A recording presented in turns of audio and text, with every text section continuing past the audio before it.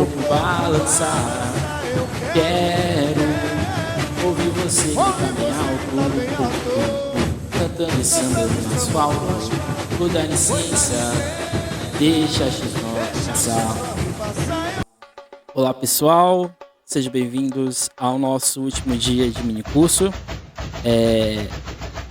Então, de novo, novamente, meu nome é Emerson Porto Ferreira. Aí estamos aí, portanto, na nossa reta final. Hoje vai ser uma aula bem light, uma aula mais de retrospectiva, mais de um balanço. E tentar entender o que a gente viu até agora e como isso pode ser usado dentro das nossas pesquisas. Então sejam novamente bem-vindos ao minicurso 64, Carnavalização do Cotidiano, Carnaval como tema de pesquisa, certo? Antes de mais nada, queria agradecer então a todos os que conseguiram ficar até o final. Novamente, desculpe aí a longa duração dos vídeos, mas quando eu escolhi fazer esse minicurso, eu pensei no Emerson lá de 2011, quando ele estava na graduação, e infelizmente eu não tive acesso a alguém que chegasse para mim e falasse aspectos principais da pesquisa carnavalesca, né? A questão do riso, a questão da inversão, a questão de identidade, de cultura, a história do carnaval nos vários lugares existentes no Brasil e a importância do estudo em si, né? E as dificuldades também. Então, quando eu montei esse minicurso, minha única preocupação era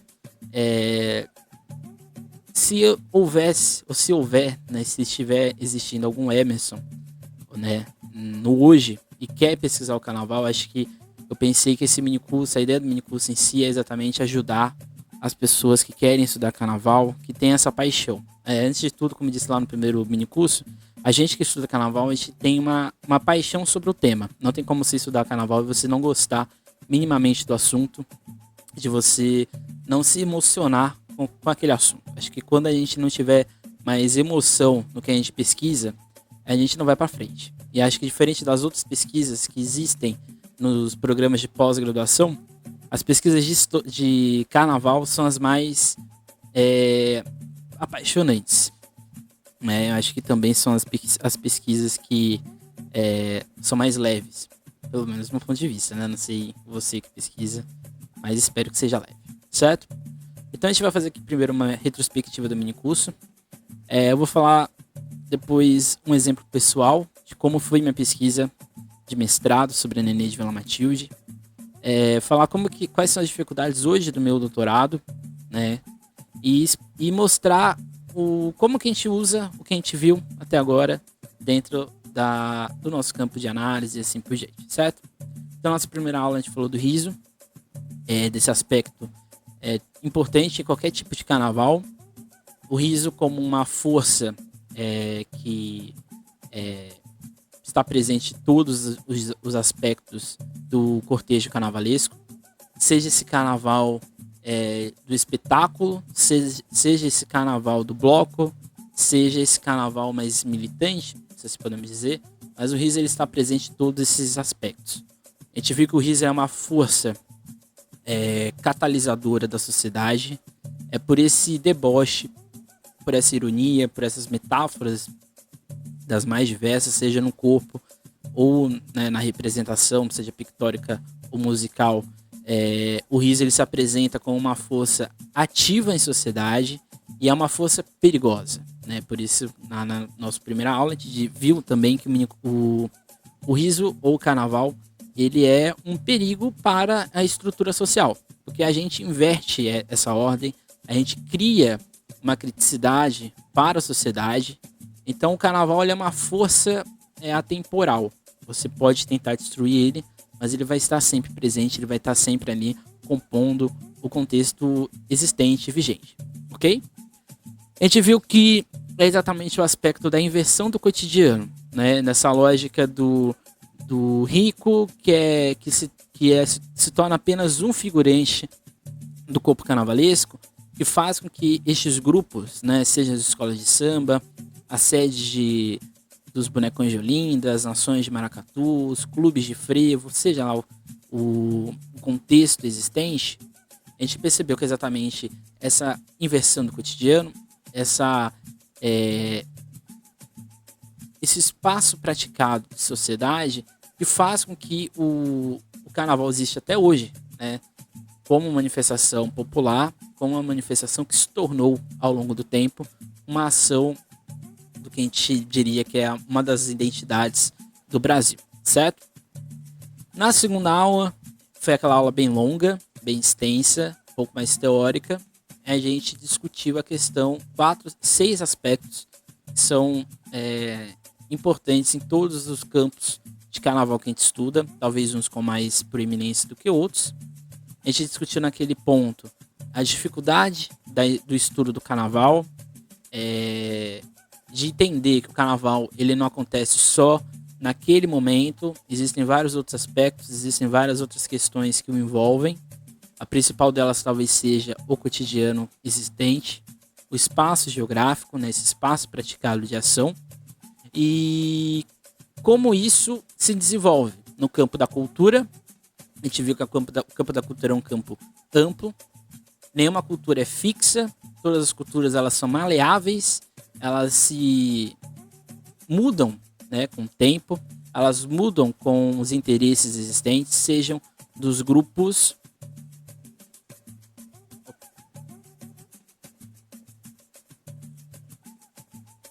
Ih, quer ser não. Eita. Ah, deve ter sido alguma coisa, né? Meu chapéu de carnaval dos desfiles da Nenê. Mas é isso. A gente viu que exatamente as culturas elas não são fixas, elas mudam, elas são maleáveis. Dependendo de quem está naquele processo, né? Seja a presidência, seja o grupo que está administrando, seja o artista, essas culturas elas podem ser modificadas. A gente depois partiu para a ideia de memória, que é um assunto fundamental. A gente percebeu que essa memória, ela de certa forma, ela é oralizada. Ela nem sempre ela está fixa, nem sempre ela tem uma escrita ali existente. Então o estudo do carnaval passa pelo estudo dessas memórias individuais, dos atores que estão ali sempre presentes, e no coletivo, né? E principalmente nesse discurso existente em cada uma dessas agremiações carnavalescas. Cada um desses grupos, seja no espaço urbano, seja no espaço interiorano, rural e assim por diante. Depois a gente discutiu que a ideia de memória ela está conversando a todo momento com a ideia de identidade. A identidade, assim como a cultura não é fixa, ela se torna maleável com o tempo. E dentro destes grupos carnavalescos, principalmente de origem negra, a identidade ela tende a um processo de reafirmação do seu corpo em sociedade. É uma resistência inteligente ao que existe no cotidiano, que existe nessa oficialidade que a todo momento tenta massacrar o corpo negro dentro do seu espaço de ação. E a gente foi vendo também que a identidade está totalmente atrelada à ideia de memória, né? Porque a partir do momento que a memória ela se perde ou ela se modifica de maneira drástica, a identidade ela pode sim ser afetada, né?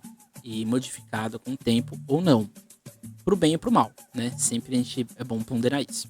Depois a gente viu que a tradição é um aspecto essencial desses grupos. A tradição ela molda essas identidades, ela molda essas memórias, e nem sempre as tradições tendem a serem fixas. As tradições também se modificam, as tradições também se readaptam à questão existente, principalmente no que a gente viu também, que é um outro ponto, que é exatamente o econômico e político. A gente foi percebendo que existem aspectos políticos e econômicos que interferem no carnaval, principalmente na ideia de investimento desse setor público ou privado nesse espaço. Isso pode afetar as relações administrativas, relações políticas dentro desses grupos carnavalescos ou não, mas quase sempre cria um outro carnaval, né? Um carnaval paralelo, principalmente dentro de uma escola de samba, ok? A gente viu que também essa tradição ela pode ser resistente, ela pode estar dentro ou ancorada numa memória muito forte e que faz com que existem vários atritos, várias percalços dentro destes grupos carnavalescos no seu processo de transição, certo? Essa tradição que às vezes tenta ser imutável, ela pode criar vários essencialismos dentro desses grupos ou não, né? Ela pode criar barreiras ou não. Vai muito aí do que você está pesquisando, do que você está analisando, beleza? Outro aspecto que a gente viu foi a ideia de representação. Como existem signos, existem vários elementos dentro de uma escola de samba, ou de um grupo carnavalesco, ou de um grupo de afoxé, de uma nação de maracatu, que interferem na nossa análise.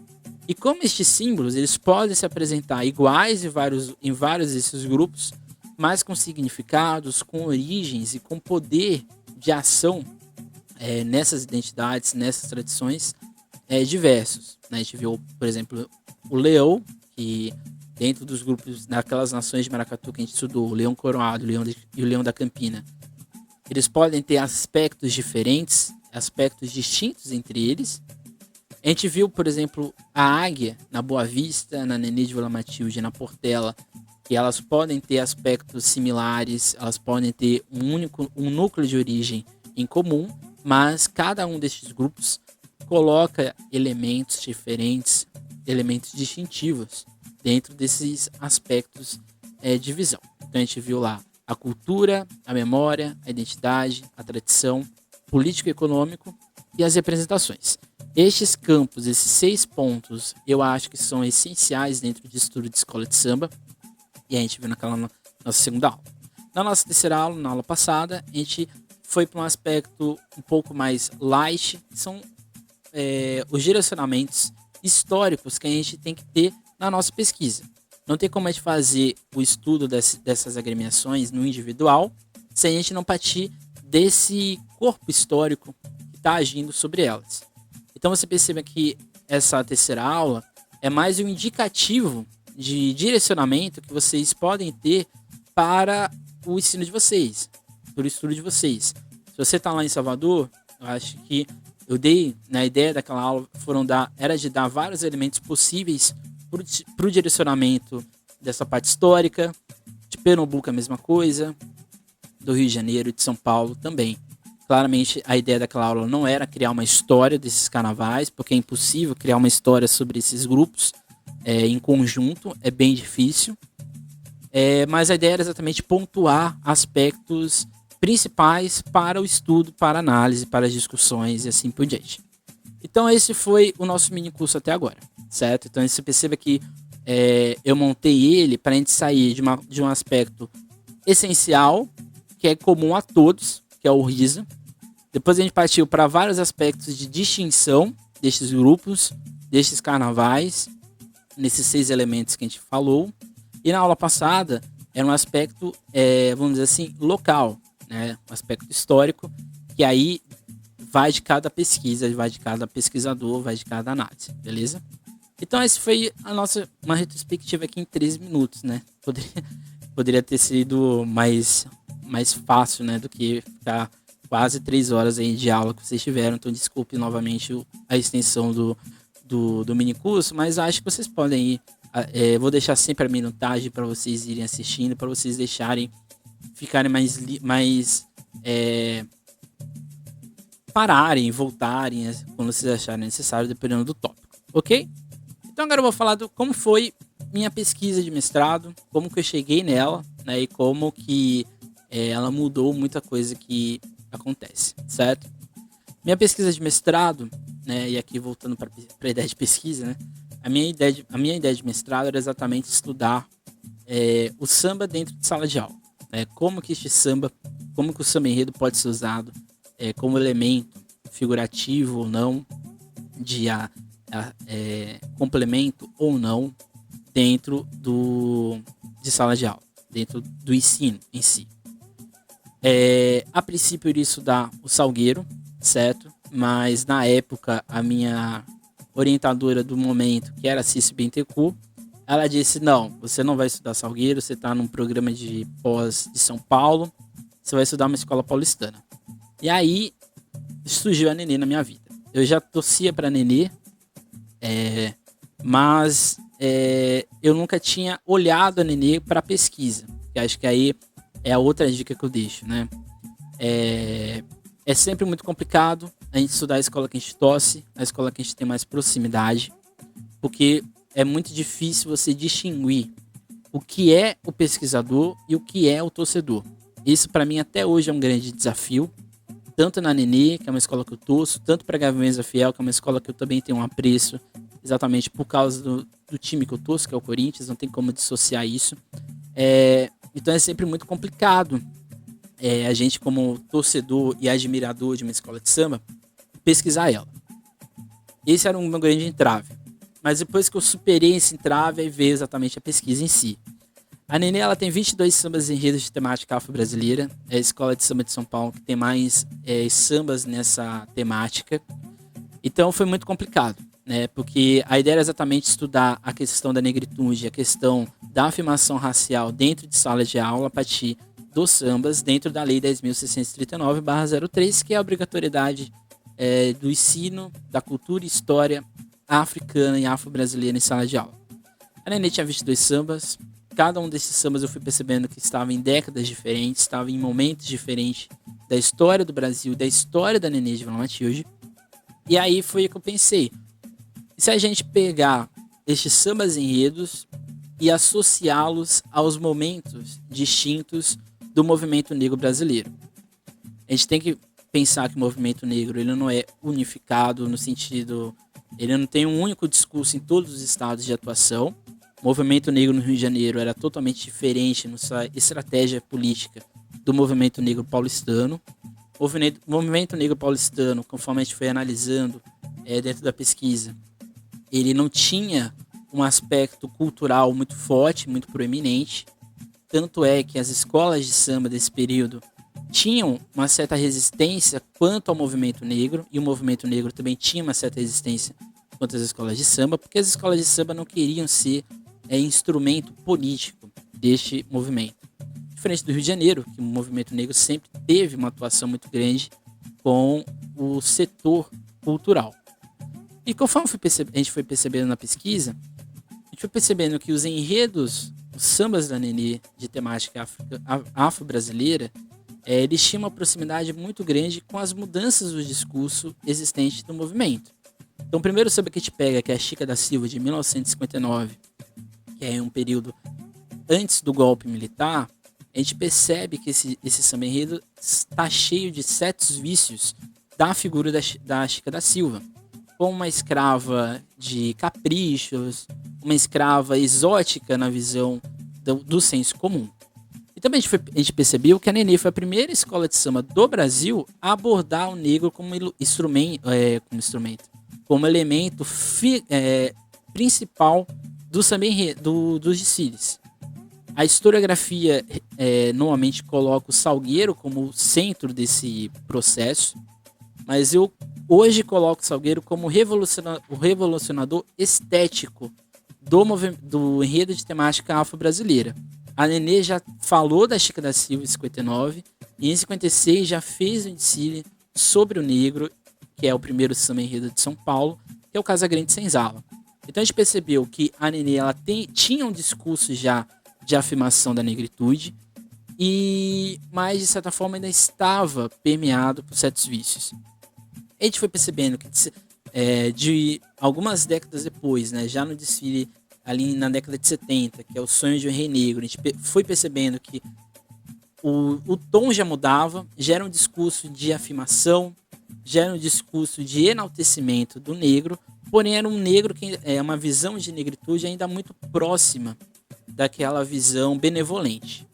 Isso mudou em 80, com o desfile sobre o Zumbi dos Palmares, que a Nenê faz uma sequência de 3 desfiles de temática afro-brasileira, 80, 81 e 82. Em 82 é um samba muito mais contestador e está totalmente atrelado à mudança discursiva do movimento negro na cidade de São Paulo.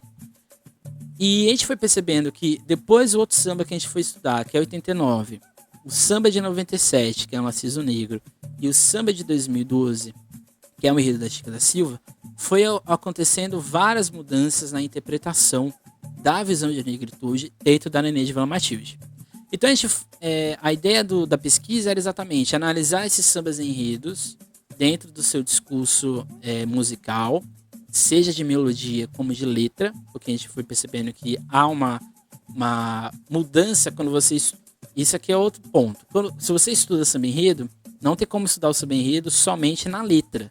A letra é super importante, mas a entonação do intérprete, o modo como é tocado aquele samba, interfere no processo. Então, eu não consigo dissociar um do outro. Vai ir muito do seu orientador, do seu modo de pesquisa. A gente foi percebendo, então, que em 89 o discurso mudou no Enredo Tem Origem, que era um samba para mostrar que a origem negra não era nada exótica, não era nada pequena, era muito grande, muito ancestral.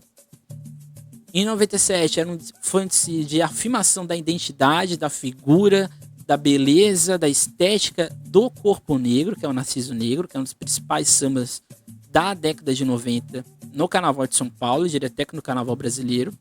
E em 2012 a gente fecha essa linha, né? Porque a gente começa lá em 59 com a Chica da Silva, e em 2012 com outro desfile sobre a Chica da Silva, em que a escola muda totalmente sua visão da própria personagem.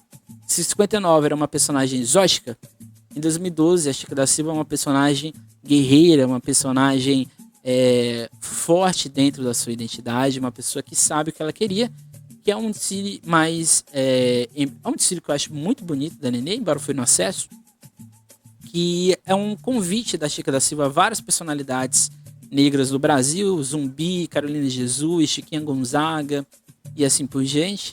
E ela faz uma festa no Palácio da Nenê, que é o palácio, né, o quilombo do samba, como a escola se coloca.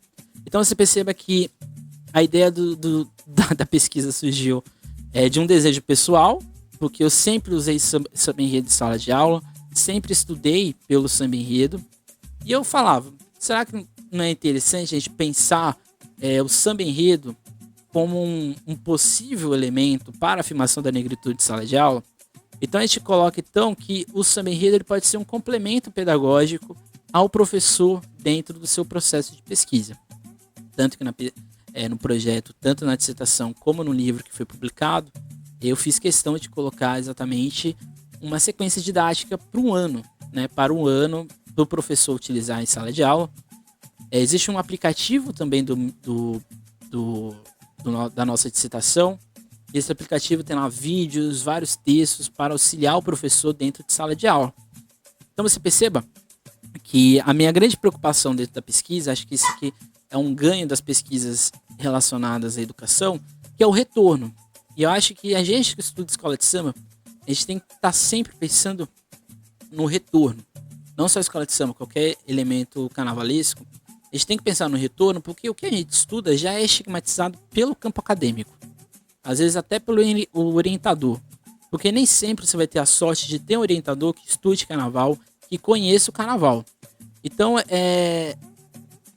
acho que é importante a gente pensar que o que a gente estuda é estigmatizado e o que a gente estuda tem que ser mudado no discurso narrativo, na visão geral de que o que a gente estuda é coisa de vagabundo, é coisa de marginal e assim por diante. Então, quando a gente mostra a escola de samba como um produto cultural e um produto que está agindo na sociedade, as coisas tendem a mudar, ok?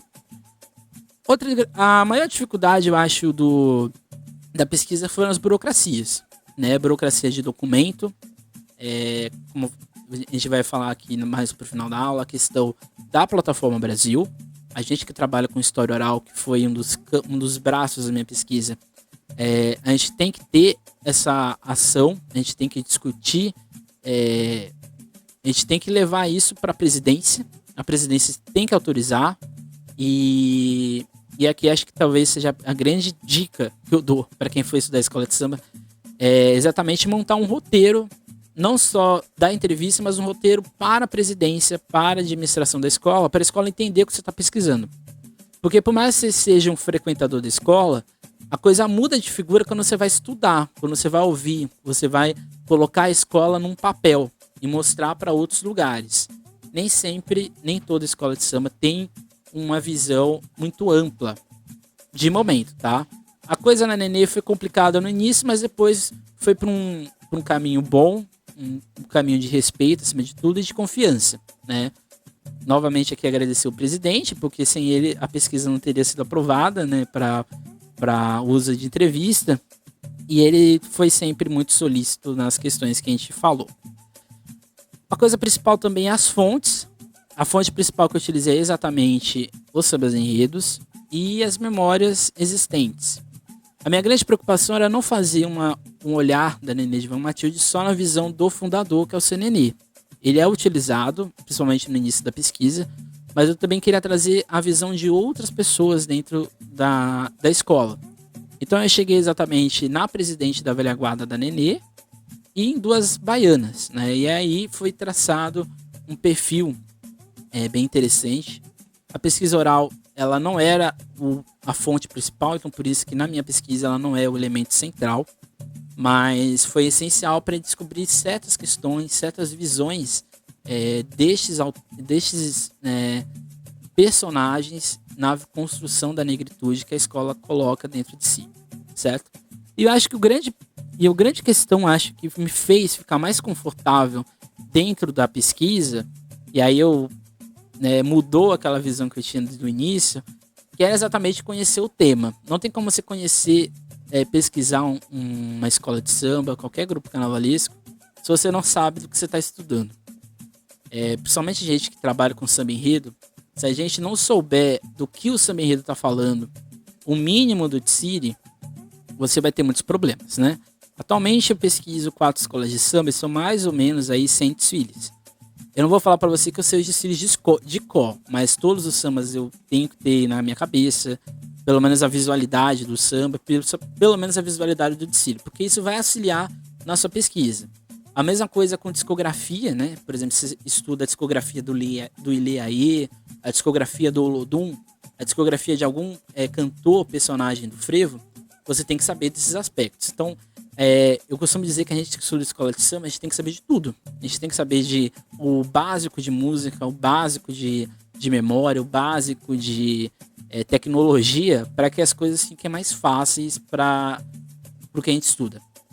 Então, se você está querendo estudar carnaval, eu deixo já de cara que estudar carnaval não é nada fácil, não é nada legal, assim, no sentido de que, vou estudar carnaval, vai ser uma coisa divertida. Vai ser divertida, mas vai ter vários momentos que você vai ter uma paciência esgotada.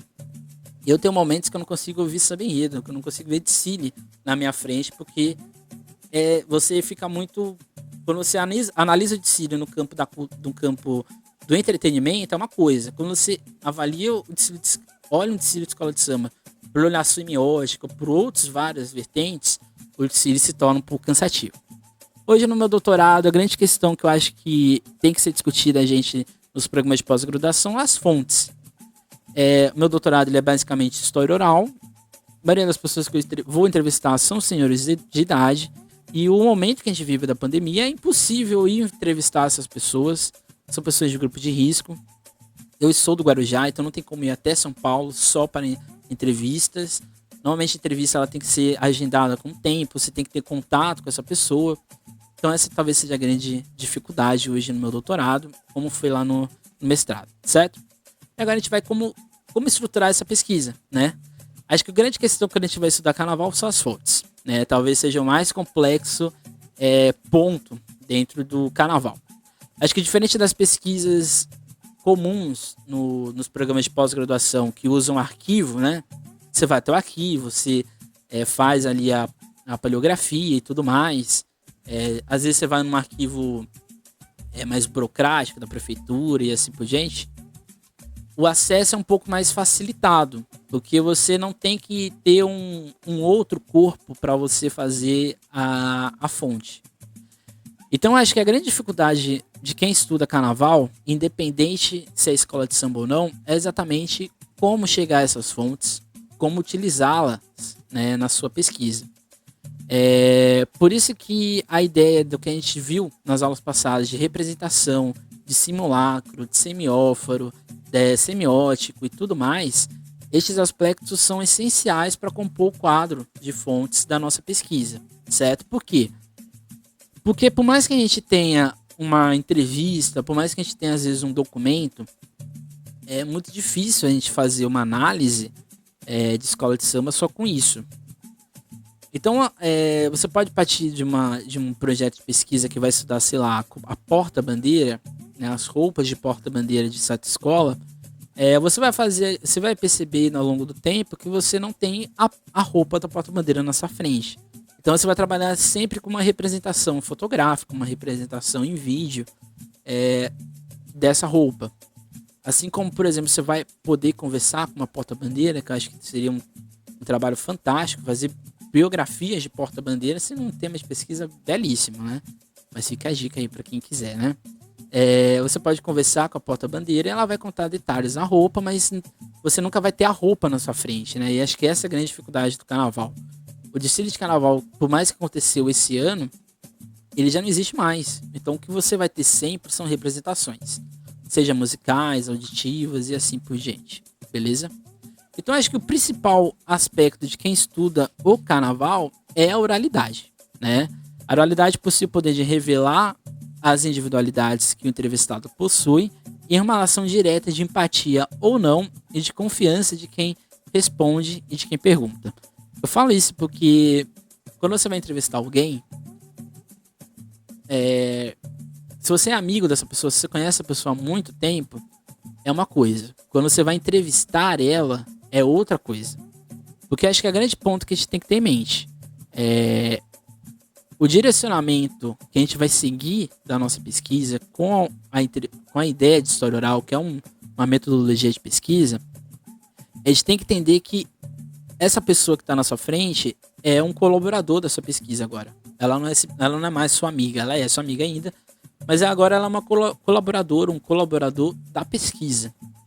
Essa pessoa vai criar caminhos ou vai criar várias outras perguntas para o seu processo de análise.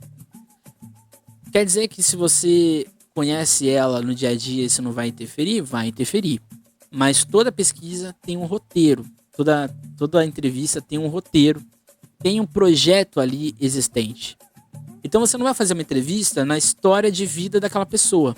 Se você vai estudar a porta-bandeira, as portas-bandeiras da Nenê de Vila Matilde, você não vai perguntar aspectos da vida dela somente. Você tem que ter um tema. Então acho que o primeiro ponto da entrevista de história oral é a história oral temática. É você entender que a história oral tem um tema, ela tem uma pesquisa por trás. Então os blocos que você vai organizar o seu roteiro, às vezes você pode fazer a entrevista sem roteiro, mas os blocos que você vai organizar, o eixo narrativo da sua entrevista, tem que ser direcionado para a questão da porta-bandeira, não para a questão da pessoa porta-bandeira, certo? Então isso é muito importante, isso é muito necessário, certo? Então, se vamos analisar o processo de formação do ritmo de uma escola de samba, por exemplo, ou de uma agremiação, você vai entrevistar vários mestres de bateria, você vai perguntar dentro da sua pesquisa, no seu roteiro, vários elementos dentro da questão rítmica. Você não vai perguntar aspectos da vida pessoal da pessoa. Claramente a vida pessoal, ela pode ser um catalisador para a pesquisa, certo? Então, isso é essencial. É você entender que a história oral, ela é temática. Acho que ela só se torna bibliográfica a partir do momento que você vai fazer uma bibliografia daquela pessoa, certo? Mas mesmo assim, se você for entrevistar outras pessoas sobre o seu objeto que vai ser narrado, né, dentro da bibliografia dessa pessoa, mesmo que seja outro elemento, outro colaborador, você vai fazer tematicamente sobre aquela pessoa. Então, se eu vou fazer uma pesquisa sobre a história do Luizinho Drummond, né, eu quero fazer uma pesquisa, né, de mestrado, doutorado, um TCC sobre o Luizinho Drummond como presidente da Imperatriz Leopoldinense, se eu for entrevistar qualquer outra pessoa que não seja o Luizinho Drummond faleceu infelizmente, mas as outras pessoas que vão falar não vai ser da vida delas, vai ser sobre o Luizinho Drummond. Então você percebe que a bibliografia, seja da pessoa que já está falecida, que faleceu, ou da pessoa que está viva, vai rondar em torno de um tema, de uma história temática. Então acho que o principal dentro da fonte de oralidade é é que ela não existe. A pessoa existe, ela tem as memórias dela, e também a gente tem que estar sempre em mente que são memórias que podem ser manipuladas ou não, e aí vai ser muito aí, por isso que eu digo que conhecer o tema é essencial para você entender certas questões existentes. E a fonte oral, ela é criada, na verdade. Você faz ela surgir, você faz ela emergir a partir do momento que você grava aquela conversa e assim por diante. Então, o essencial de quem vai fazer história oral é entender que é uma arte de escutar. É uma arte de ouvir o outro, de sentir a sensação dos outros. E isso é essencial. Eu acho que hoje, toda entrevista oral que eu faço, eu gravo. Porque você gravar, você cria um outro dimensionamento daquela conversa. Porque uma coisa é você ouvir a voz, outra coisa é você ver os gestos, a emoção da pessoa e assim por diante, beleza? Então a história oral diz respeito ao significado histórico da experiência pessoal do narrador, né? Então você está a todo momento se direcionando para as experiências que aquela pessoa tem, para o que ela tem a dizer. Por isso que é uma arte de escutar, por isso que é uma arte de atenção ao outro. Então, por isso mesmo que é uma memória que é individual e que está agindo no coletivo. Quando você pega essas memórias fora da oficialidade da escola de samba, de um grupo carnavalesco, você vai percebendo que tem vários entraves, tem várias questões ali envolvendo e que faz a pesquisa ficar ainda mais enriquecedora, certo?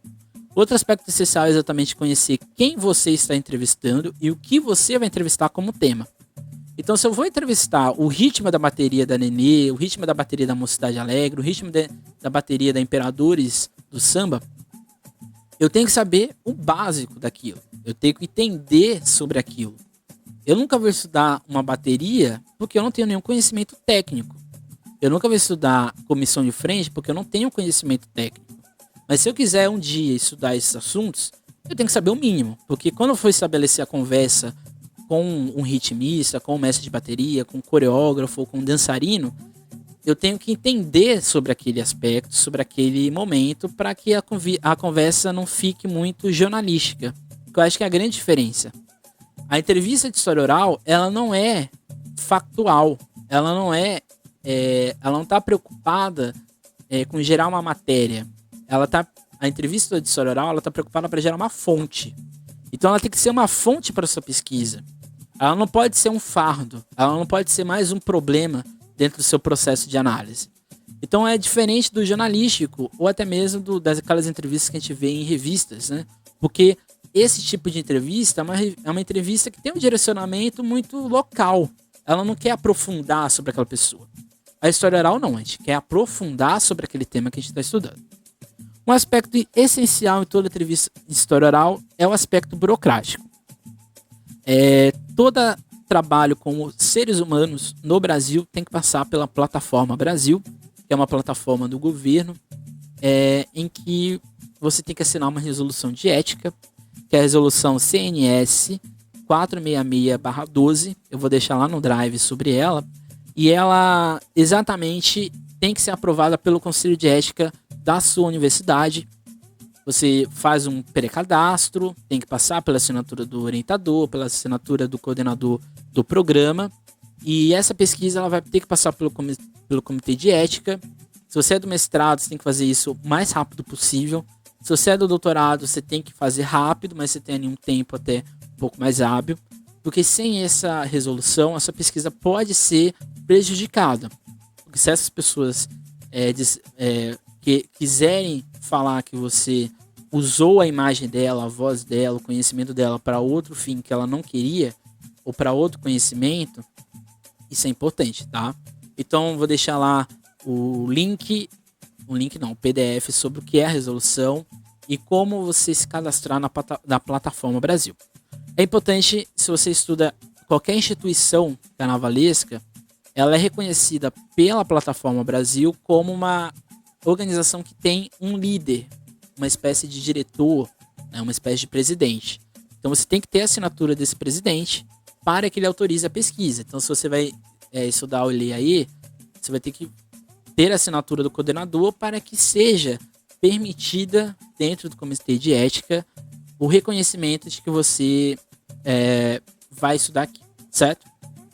Acho que o segundo ponto de quem estuda qualquer carnaval são os periódicos, né? Sejam as revistas ou sejam os jornais. Então a Tânia de Luca, que é uma professora lá da Unesp Assis, e é uma das principais historiadoras de periódico do Brasil, ela diz que, uma vez que não são apenas meros artigos, esses periódicos expressam também subjetividades de quem escreve. Os periódicos se tornam um produto importante dentro dessa pesquisa pelo fato, da pesquisa de carnaval, por ser exatamente um extrato de tempo, por ser um documento valoroso. Acho que tem aqui, não sei se você tem interesse, né, de procurar um tema, mas se você for analisar o aspecto narrativo dos periódicos, seja o Estado de São Paulo, o jornal A Folha de São Paulo, o Diário de São Paulo, o Globo, o Correio Brasiliense, assim por diante, você vai perceber que existe um foco narrativo, na maioria das vezes, sobre o carnaval.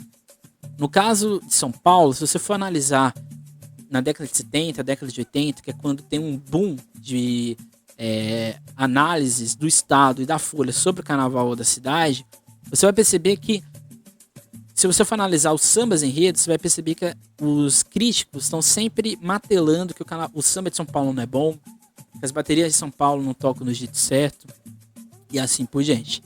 Então você vai percebendo que existem vários direcionamentos dentro dos periódicos que expressam uma visão sobre aquele carnaval.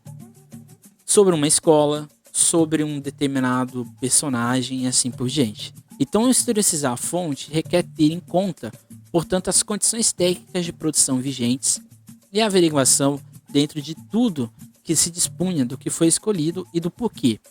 Então, se eu for escolher, se eu for analisar, sei lá, pegar aqui uma escola de samba, a Imperatriz Leopoldinense, né, já que a gente citou ela. Se eu for estudar a Imperatriz Leopoldinense a partir dos periódicos de jornal, eu tenho que ter em mente o tempo cronológico que eu vou fazer essa análise. Eu tenho que ter em mente as dificuldades que eu vou ter para acessar esse jornal, se ele existe digital ou não. Eu tenho que ter em mente que o que eu estou pesquisando. Eu estou pesquisando só a Imperatriz ou estou querendo pesquisar algo relacionado à Imperatriz em que o jornal vai ser uma fonte de pesquisa. Então você percebe que você pode colocar o jornal como um elemento principal ou como elemento de uma fonte que vai entrar em contato com outras. Então você percebe que o periódico ele não fala da escola em si, assim como a oralidade não fala da escola em si. Mas quando eu faço o cruzamento delas com uma outra referência bibliográfica ou com outra fonte diversa, eu vou ali postular algum entendimento. Então você perceba também que estudar o carnaval, você não vai ter uma afirmação do real. Você vai ter uma visão deste real, mas existem várias outras possibilidades. As mesmas fontes, para um outro pesquisador que esteja pesquisando outro aspecto, vai ter um fim, vai ter um outro destino, certo? Então trabalhar com o que se tornou notícia é muito complicado, né? E que nos mobiliza a pensar a respeito da linha editorial de tais jornais e de quem produz tal matéria e a localização dentro do jornal, que acho que é o essencial. A maioria das notícias de carnaval, elas são ou notícias, por exemplo, eu já encontrei em obituário já vi no caderno de cidade, no caderno de cotidiano. Nem sempre tem um caderno especial de carnaval. Esse caderno de carnaval, quando existe, ele é só com quadros informativos. Então você vai percebendo que isso é muito importante. Os periódicos, eles passam a ter menos visão de narração de fato dos desfiles ali no meio de 90 em diante, principalmente em São Paulo. No Rio eu não sei porque eu nunca analisei, mas em São Paulo, principalmente no fim dos anos 90, a análise dos periódicos para o carnaval fica muito baixa. É só o informativo do que aconteceu no desfile, ou se acontecer algo muito especial, como por exemplo os 450 anos da cidade de São Paulo, que tem uma certa cobertura um pouco maior, mas mesmo assim não é muito grande. Então isso é muito importante quando você vai entender o discurso do jornal, porque, por exemplo, Se você for pegar a entrevista de um jornalista com o Luizinho Drummond, por exemplo, aquele jornalista já teve um filtro para fazer aquela pesquisa. A edição já teve um filtro para selecionar o que era necessário para aquela pesquisa. Então você vai percebendo que se você tem uma entrevista com o Luizinho Drummond ou com outras pessoas dentro do seu tema, que é o Luizinho Drummond, e se você tem esse artigo de jornal, você vai encontrar ou contradições ou você vai encontrar coisas complementares. Então é meio que um trabalho arqueológico. É um trabalho de formiguinha mesmo. Não tem outra questão. Outro jeito que você pode pesquisar exatamente é exatamente as revistas. A revista Manchete, né, a finada Manchete, tinha um editorial de carnaval sempre no mês dos desfiles, que é fantástico. Então a revista Manchete pode ser, por exemplo, um meio de você entender as fantasias dos destaques, entender como que essa revista Manchete fazia o olhar do carnaval nesses editoriais. Você pode fazer, por exemplo, uma comparação do editorial de revista com o editorial feito em vídeo e assim por diante. Você pode fazer também uma análise dos comentários de carnaval. Por que não? Você tem ali o Milton Cunha, você tem ali o Pretinho da Serrinha, você tinha a Maria Augusta, o Haroldo Costa, você tinha o Pamplona, você tinha o Renato Cravalvim, você tinha a Alice Brandão. Você pode fazer um trabalho sobre o que essas pessoas analisavam dos desfiles.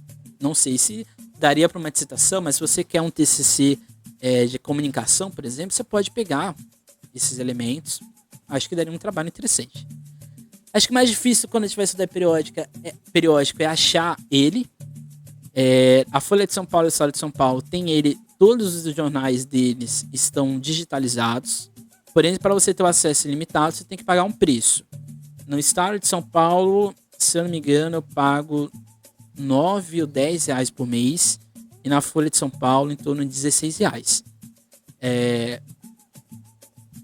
Mas por que você paga, né? Porque eu acho que para mim é mais fácil. Eu não gosto muito de arquivo, tenho uma alergia, eu fico claustrofóbico. Então acho que eu acho muito mais interessante você pesquisar. Você vai ter que ter várias técnicas de pesquisa. Não vai achando que vai ser fácil. Vou achar lá, colocar sambódromo, vai acontecer várias coisas ali. Não, vai ser difícil. Então você tem que ter um método de pesquisa. Se você quiser dicas, a gente pode ir conversando aí do tempo. Mas alguns arquivos no Brasil receberam do jornal, seja o Estado, a Folha, o Globo, o que a gente chama de clipping, que são exatamente pastas direcionadas sobre aquele assunto. Então, no CEDAP da Unesp você tem vários clippings, não só de escola de samba, mas de outros assuntos destes jornais e que direcionam a sua pesquisa de maneira mais rápida, beleza? Como eu disse, também tem as revistas, e não é só a Manchete, tá? A Cara, se eu não me engano, tinha um editorial de carnaval, mas claramente voltado para os artistas, e a Contigo também tinha. Você pode fazer uma pesquisa sobre esses editoriais, essas revistas de famosos, por que não? Porque, querendo ou não, está dentro do universo do carnaval.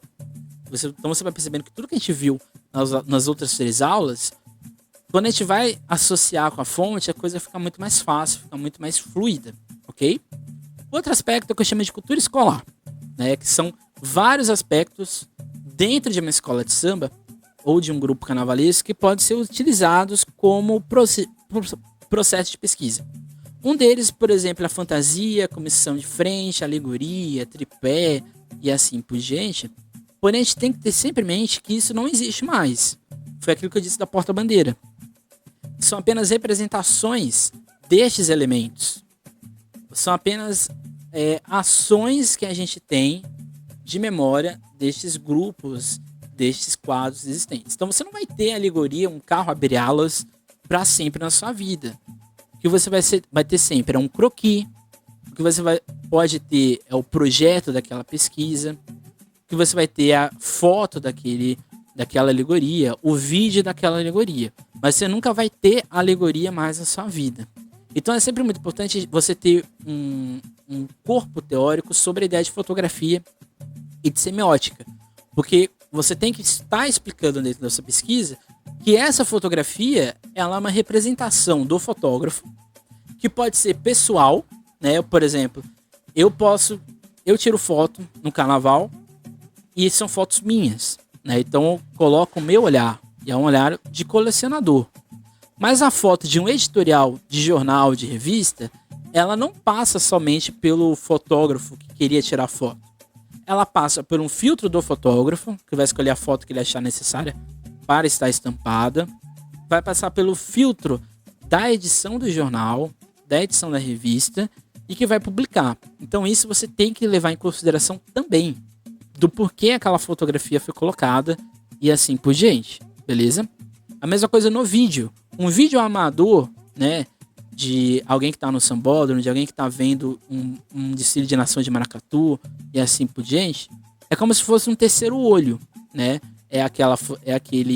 Esse aparelho que vai te direcionar para aquela realidade. Mas você não vai viver mais essa realidade. Você pode lembrar dela, mas você não vai estar lá nela pro resto da vida. Esse vídeo, eu acho que ele é um vídeo até mais interessante, porque ele não tem edição. Ele tá ali reto, vendo o momento. Mas quando você vai ver um vídeo da Globo, da Manchete, da Cultura, da Band, aí sim a gente já tá em outro caminho. A gente já tá passando por edição daquela imagem, a gente já tá passando por uma análise mais aprofundada daquela imagem e assim por diante. Então você perceba que quando a gente vai estudar, mesmo que seja fantasia, alegoria e assim por diante, a gente está sempre passando por filtros, ou não. Acho que quando você vai analisar fantasia e alegoria, é muito importante saber se o carnavalesco ainda está vivo e se o carnavalesco tem algum documento, né? Você pode, inclusive, entrevistar o carnavalesco, né? Para você tirar dúvidas e assim fazer com que a pesquisa fique mais completa, fique mais densa, até mesmo para o seu projeto de análise. Outro aspecto é o estudo por várias outras questões, né? Que são, por exemplo, os enredos. Se você estuda enredo, cada escola de samba normalmente tem um enredo. Esse enredo normalmente tem a sinopse. Essa sinopse é um balizador para o samba enredo, para o desfile e assim por diante. Então aquilo ali pode te direcionar para outros tipos de visões. E no caso do Rio de Janeiro, você tem o livro Abre Alas, né? Que é talvez uma fonte fantástica. Eu não sei se tem algum trabalho sobre o estudo do Abre Alas, mas você pode fazer um estudo sobre só o Abre Alas, o caráter narrativo de um carnavalesco, o caráter narrativo daquele trabalho que está sendo desenvolvido pelo Abre Alas. É uma possibilidade, é um recurso. Você pode fazer um estudo a partir de samba enredo e outras músicas existentes, e aí você vai trabalhar sempre com... Você vai ter que ter sempre em mente que é um terceiro elemento fazendo a análise daquele desfile. Então é um compositor, um grupo de compositores que estão fazendo uma análise daquele enredo, daquela sinopse. Se for a música de algum bloco, por exemplo, Leaê, Olodum, a Ivete Sangalo e assim por diante, você também tem que passar por isso. E aí você vai ter que estar analisando o mercado fonográfico, o editorial feito para que aquelas músicas fossem escolhidas, o arranjo musical, dependendo da questão até mesmo a semiótica existente nas imagens da capa, da contracapa, do encarte existente e até mesmo nas representações existentes, não só na música, mas também no visual. É muito potente. Você pode fazer a questão dos grupos, né, existentes que dão voz a isso. Porque o samba enredo e a música, eles são, vamos dizer assim, um caráter narrativo. Você lembra que eu disse que não existe a mangueira, mas existem os sambas enredos da mangueira, os sambas de exaltação da mangueira, o hino da mangueira, que é como se fosse a mangueira falando. E esses aspectos são o que compõem a voz da escola de samba e desses grupos. Você pode fazer um estudo da quadra e da sede, né? Você pode entender a formação daquela quadra, um estudo daquela quadra, as mudanças, os impactos que ela teve, e da sede e assim por diante. Você pode fazer um estudo exatamente dos vários elementos existentes, como por exemplo o bonecão de Olinda, os cantiões de Mariana e assim por diante, e vários outros documentos oficiais, regulamento, leis de zoneamento, leis de aprovação de um desfile, acordos existentes. Se você for estudar o Carnaval de São Paulo, por exemplo, teve um momento que a UESP se desprendeu da liga e se formou uma outra empresa, um outro grupo. Teve um momento que a liga se desprendeu e gerou a Superliga. Você pode fazer um projeto de pesquisa para entender os interesses existentes. Você pode fazer uma análise a partir do bairro, né? Entender como aquela escola de samba interfere naquele bairro, ou como o bairro interfere naquela escola de samba. É um trabalho muito comum na geografia, principalmente. E você pode fazer um estudo dos instrumentos de bateria, né? E aqui você tem que ter, no mínimo, conhecimento técnico musical. Então você percebe aqui que todos esses outros aspectos são complementares, eles estão sempre passando ou pela oralidade, ou pelos periódicos, ou por uma outra fonte existente. Então você percebe que o estudo de carnaval, você tem que ter a cabeça mais ampla possível.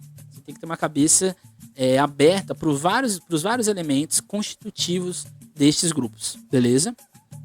E aqui eu acho que chega no ponto principal, que é quase todos os grupos podem fazer pesquisa de carnaval. O pessoal da educação física pode fazer um trabalho fisiológico do corpo no desfile. O pessoal da arquitetura pode fazer um trabalho sobre questão geográfica do espaço da quadra ou das mudanças existentes até mesmo no desfile. O pessoal da engenharia civil pode fazer, né? Porque cada alegoria tem um projeto ali de engenharia muito forte. Você pode fazer um trabalho sobre isso. Se você é da música, nem precisa nem dizer, né? Da dança, das artes visuais, do teatro e assim por diante, você tem vários elementos ali que você pode fazer a pesquisa. Você da história, não precisa nem dizer, você pode fazer vários aspectos, desde o biográfico até o coletivo. Língua, né, na linguística, na letras como um todo. Geografia, e assim por diante, né? Você pode fazer várias pesquisas tendo o carnaval como ponto, como um tema de pesquisa. Então, acho que esse foi o nosso mini curso, né? Eu espero que você tenha gostado, que você tenha entendido a proposta. Essa aula de hoje foi uma aula mais de conversa mesmo, que são as questões que eu tive nas minhas pesquisas e tenho até hoje. E que me auxilia não só na minha pesquisa, como no podcast que eu faço sobre o carnaval. Porque se eu não tivesse esse conhecimento de causa sobre onde achar o que eu quero e como achar o que eu quero, eu estaria até hoje num caos, num inferno na Terra, né? Acho que hoje eu consigo ter uma segurança do que eu pesquiso e acho que isso é muito importante. Uma coisa é você fazer uma análise do presente da escola de samba, né? Notícias e assim por diante. Isso é uma coisa. Agora, quando você vai analisar a escola de samba por esses outros aspectos, né, antropológicos, sociológicos, históricos, estruturais e dos mais diversos possíveis, é outra coisa. Não é somente a sua opinião. É a sua opinião embasada em algum outro documento, em alguma outra fonte. Então é essencial isso tudo. Você pegar tudo que a gente viu aqui nessas aulas e gerar uma pesquisa, gerar um conhecimento, ou até mesmo, se você não é da pesquisa, da área acadêmica, gerar a possibilidade de você ajudar a sua escola de samba, montar um centro de memória da escola de samba, que eu acho que é essencial. Poucas escolas de samba têm isso no Brasil. Eu cito aqui sempre a X9, que para mim é uma escola exemplo para a ideia de documentação. A X9 tem, se você quer estudar a X9 paulistana, você vai ter quase tudo, porque eles têm desde periódico de jornal, desde samba enredo, desde bandeira de enredo, eles têm quase tudo documentado. E se você quiser estudar X9, tá quase tudo lá pronto. É só você entrar em contato com o pessoal do departamento cultural. No Rio de Janeiro isso é um pouco mais comum, mas não existe um centro de documentação do carnaval, e eu acho que é essencial. Acho que a gente que está aqui nesse projeto, nesse mini curso, a gente tem que estar sempre avançando nesse aspecto. Se você é da escola de samba, você pode pegar o que a gente falou aqui no mini curso, quem sabe montar aí o seu centro de documentação, né? A gente está sempre aqui para contribuir.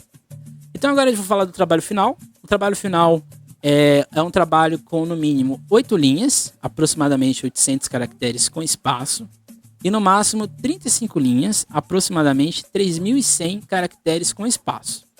Como eu sei disso? Tá lá no site da organização, né? O que dá uma página, tá? Então é isso. Esse trabalho você tem que enviar para um link que vai estar disponível, eu não sei aonde no site, mas vai estar lá no site do evento. E você tem que entregar ele entre o dia 3/9 e o dia 18/10, tá? Então, depois do dia 30, que é o fim do evento, você tem aí alguns dias para enviar esse trabalho. Esse trabalho é obrigatório, tá? Esse trabalho de 35 linhas. E eu quero que vocês façam um resumo do minicurso a partir da pergunta: o que é carnavalização para você?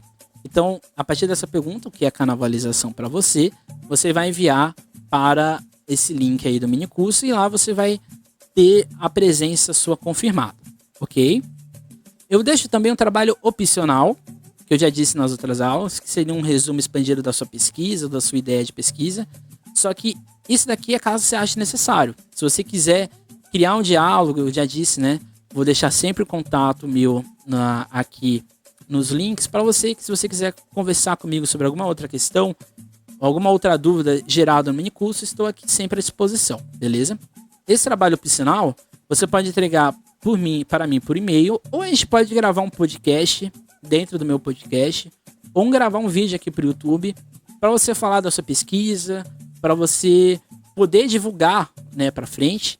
A gente grava, eu edito, faço todas as edições visuais e de áudio, e aí deixa guardado como um legado. Eu acho que a ideia desse minicurso aqui, já encerrando, é exatamente ser um legado. É mostrar para o corpo acadêmico, para o corpo social, que a pesquisa de carnaval no Brasil ela ainda está no início. A gente tem poucas pessoas estudando carnaval, infelizmente. Você tem alguns grupos de carnaval, acho que os principais deles sejam o OBK, Observatório de Carnaval, e a Lupa, que são lá do Rio de Janeiro. Mas a gente precisa de ter mais. A gente precisa de ter mais grupos no Brasil inteiro para estudar os diversos carnavais do Brasil, para a gente dissociar essa narrativa que o carnaval é só de escola de samba, que o carnaval está só no Rio de Janeiro ou em São Paulo. A gente tem que mostrar que o carnaval é amplo no Brasil, o carnaval no Brasil é enorme. E a gente, se a gente tem aqui esse número que eu acho super expressivo, de mais de 100 pessoas interessadas no minicurso de carnaval, é porque a gente tem voz. E aí, mais que tudo, a gente tem material humano para gerar essas pesquisas. Se cada uma das pessoas que está aqui, essas 100 pessoas que estão aqui vendo esse minicurso, se cada uma dessas 100 pessoas gerarem uma pesquisa, vai ser uma contribuição enorme para o estudo de carnaval e para mudar essa lógica de que a gente que estuda carnaval é só moleza e assim por diante. Então é isso, espero que tenham gostado, certo? Se você quiser seguir eu nas redes sociais, é só seguir lá no meu Instagram, Emerson Carnaval SP. Eu tenho um podcast de carnaval, que é o podcast Sampa Samba. E é isso. É isso, até mais. Espero que tenham gostado. Qualquer dúvida, entre em contato. Até mais e até o próximo bloquinho.